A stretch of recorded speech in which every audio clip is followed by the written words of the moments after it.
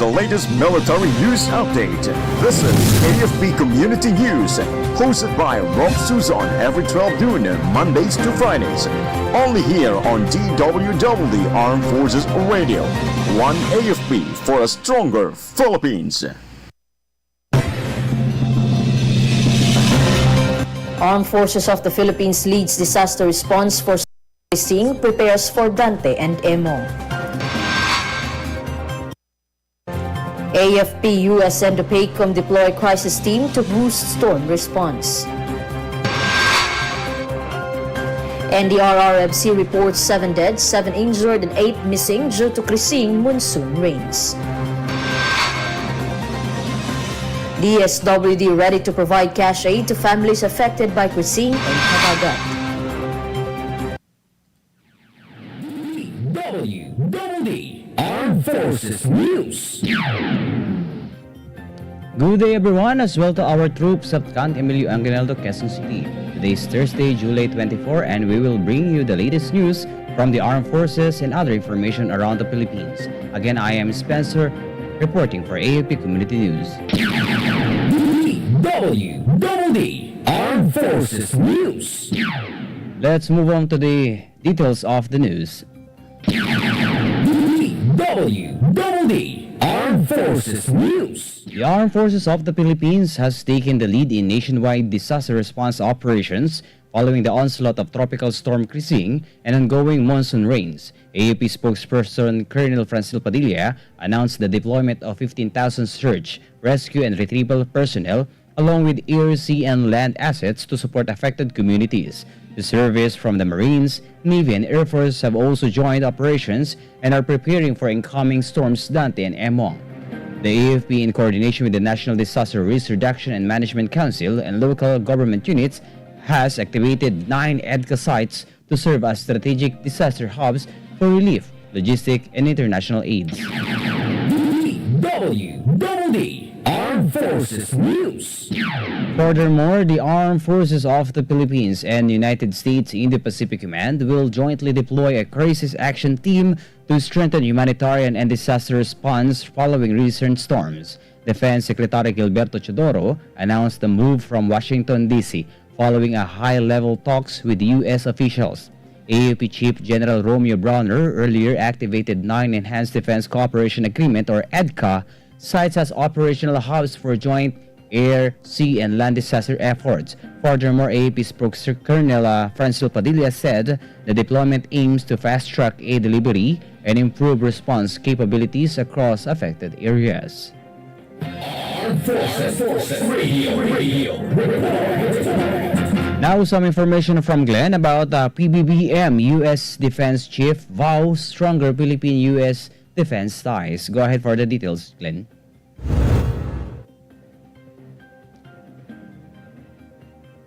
And United States Defense Secretary Peter Hegseth agreed to further strengthen Philippine-U.S. defense cooperations during their meeting at the Pentagon. Marcos reaffirmed the mutual defense treaty as the foundation of the two nations' security alliance and highlighted its effectiveness. Hegseth echoed the commitment and emphasized joint efforts to deter threats. Both leaders pledged continued military collaboration and modernization for regional stability. And this is your Glenn Ligo-chan reporting for AFP Community News, One AFP for a stronger Philippines.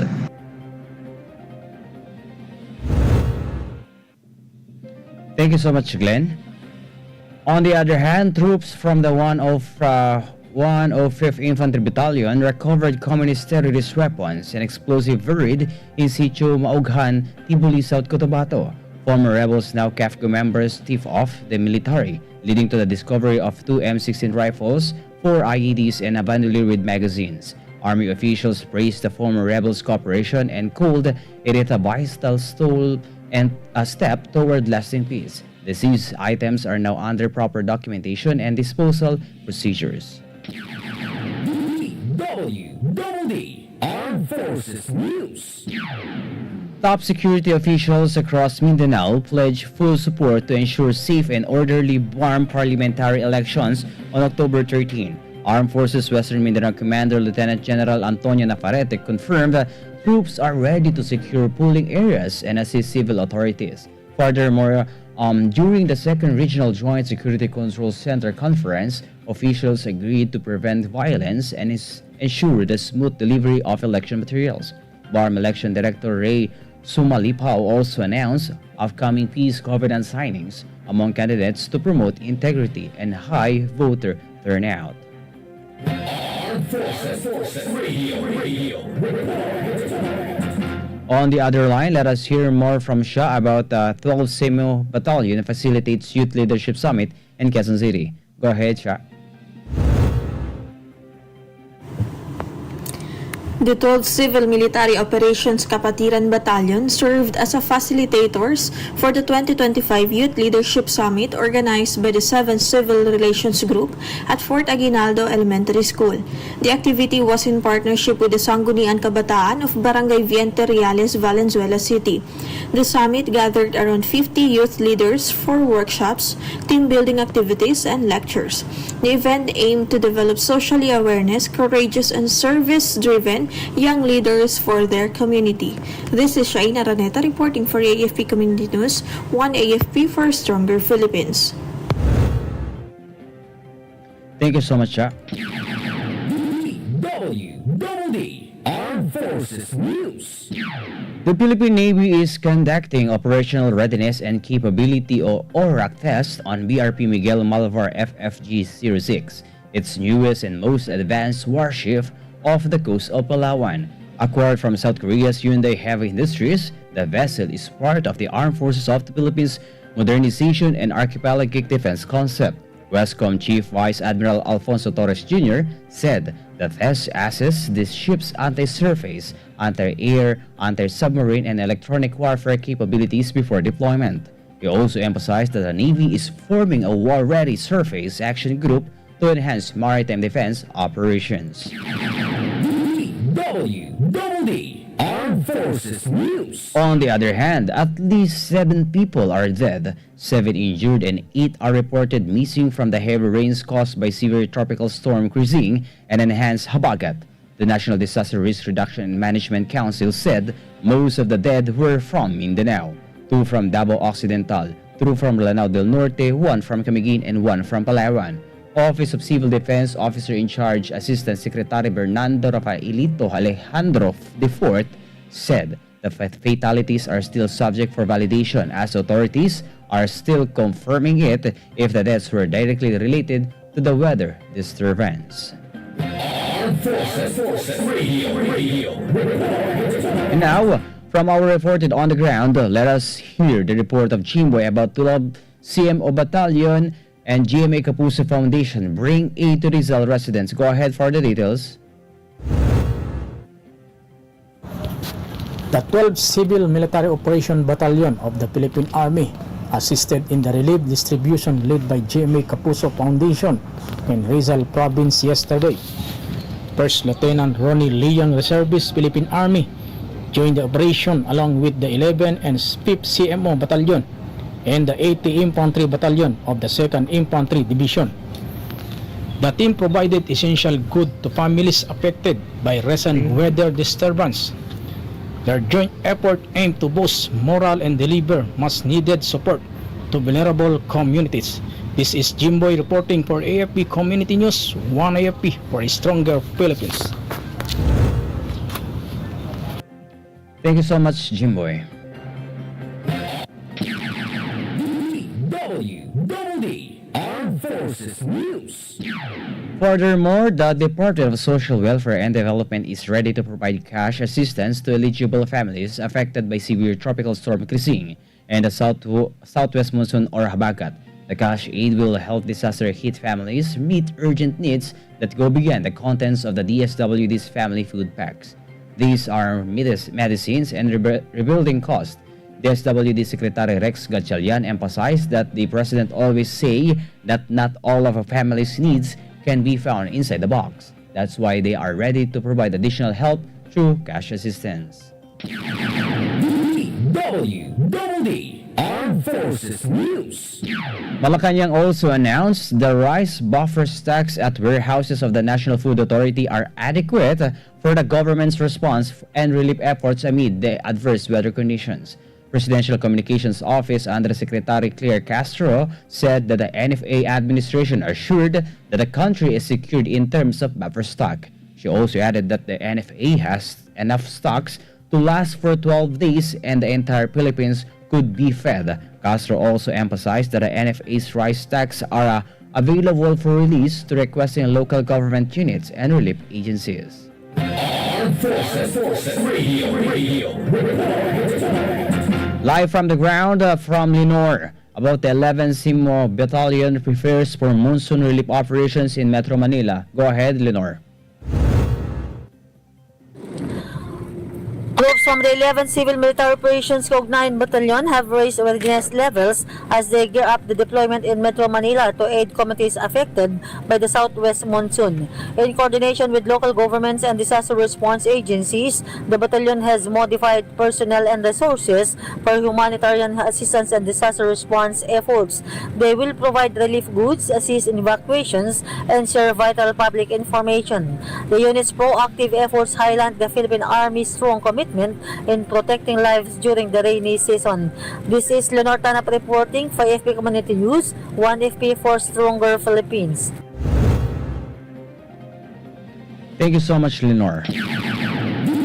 DWDD Armed Forces News. And now let us move on to the national news. DWDD National News. The Office of the Vice President extended its free ride service to stranded passengers due to heavy rains triggered by the Habagat, enhanced by tropical storms Dante and Emong. The OVP deployed 2 buses plying Monumento PTEX route, 2 buses for Quiapo Commonwealth route, and 1 bus for PTEX Naiya Cavite route. The free service was available until 10 p.m. OVP spokesperson Ruth Castello said the service may be further extended if needed. DWDD National News. Mayor Marjorie Ann Chodoro declared a state of calamity in Marikina City. This follows massive flooding and evacuations after the Marikina River swelled. The declaration made through a city council resolution enables the local government to mobilize calamity funds. Chodoro said the declaration aims to fast-track relief efforts and all necessary actions to ensure the welfare of every Mariqueño family. Armed Forces Radio. Beth, what is the update on 2nd CMO Battalion Reservists Empower Oriental Mindoro Youth Against Insurgency and Foreign Nation Building? Go ahead, Beth. The first exemplars company of the 2nd Civil Military Operation Battalion, in partnership with the 1701st Company Defense Center, lead school symposia across Oriental Mindoro.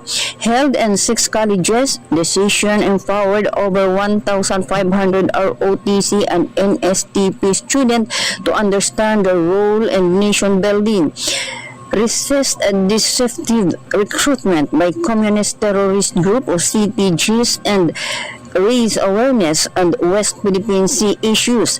The initiative reinforced youth vigilance, the national security, and the civic responsibility while strengthened the community's resilience against insurgency and external threats. This is Bethany reporting for the AFP Community News, 1 AFP for the Stronger Philippines. Thank you so much, Beth, and keep safe. DWDD National News. On the other hand, the Social Security System would issue revised calamity loan program guidelines to help members in areas declared under state of calamity due to various natural disasters, including severe tropical storm Krising. SSS President and Chief Executive Officer Robert Joseph Declaro said that the agency was set to reduce the interest rates for calamity loans to 7% per annum from the current rate of 10%. This follows the reduction of interest rate for salary loans to 8% per annum from the previous 10%, which was implemented last month. But Declaro pointed out that a reduced interest rate is for members with good credit records or those applicants without availment of penalty condonation for the past 5 years.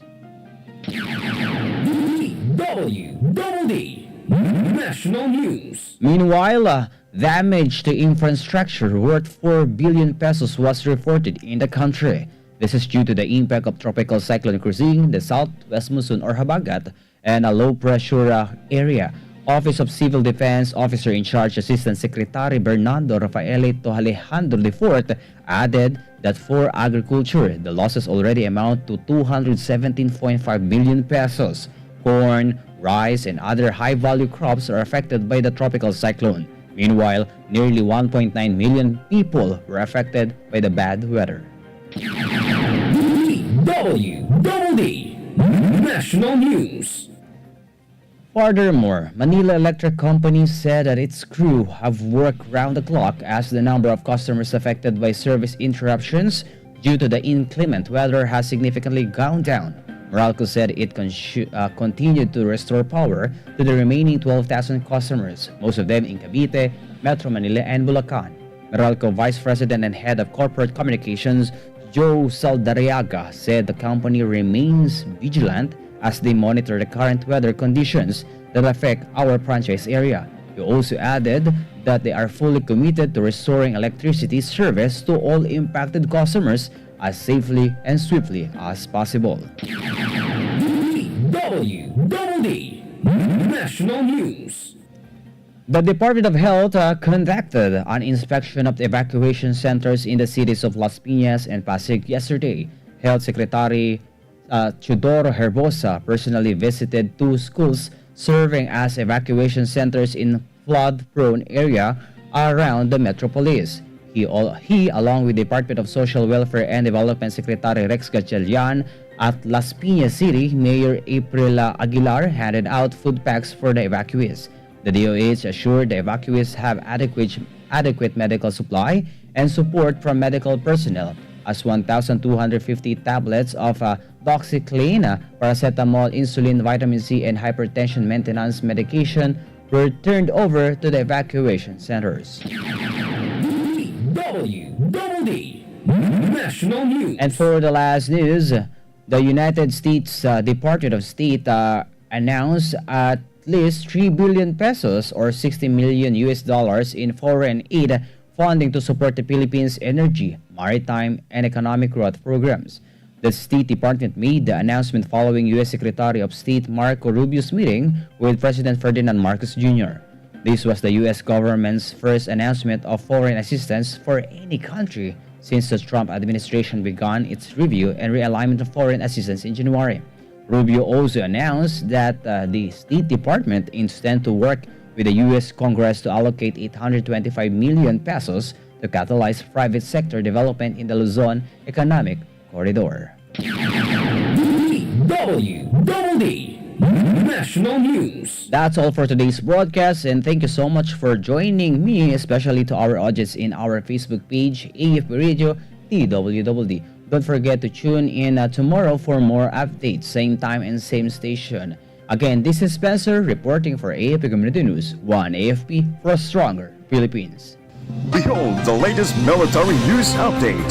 This is AFP Community News, hosted by Rob Suzon every 12 noon, Mondays to Fridays. Only here on DWDD Armed Forces Radio. 1 AFP for a stronger Philippines. Ito ang DWDD 1134 kHz AM. Balita, impormasyon at musika. Ito ang DWDD AFP Radio. Boses ng Kawal Pilipino. Kayo ay nakatutok sa DWDD AFP Radio. Kami po ay kasapi ng KBP, Kapisanan ng mga Broadcaster ng Pilipinas.